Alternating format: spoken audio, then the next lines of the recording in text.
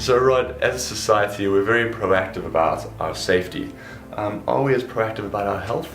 Yeah, that's a really big thing in our society. We have OHNS, we're really serious about that. You wouldn't get on an aircraft if their maintenance policy was it's still flying, what would you check? But when it comes to our health, it's like we close that book. We take a different book off the shelf and we go, well, if I can walk and talk, what could be wrong? And we think that pain is a good guide. We think that pain equals problem, so no pain means no problem. We think that pain is the first thing that happens, and pain is really often the last thing that happens. If you hit your thumb with a hammer, that's pretty simple, you know why it's sore. But if you wake up and your neck's not working, you'll think that you've just hurt yourself. And if you imagine that your spine, and I've got a spine sitting down there, but if you imagine that your spine's a whole stack of joints and they all move in lots of different directions, but they should all do roughly an equal amount.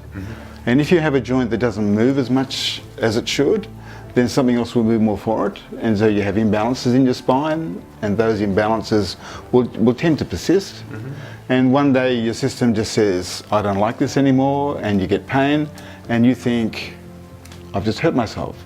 So you've been going around a problem for a really long time, and then one day you run out of road. That's when you think that you have the problem. And if you don't run out of road the next day, you think everything's fixed. So we have this really reactive view to health, basically, and it doesn't do us much good, because as we get older we start to run out of all the margins that we had that protected us, and then one day we find we've got a problem, and the problem's been developing for a really long time, and that's not good.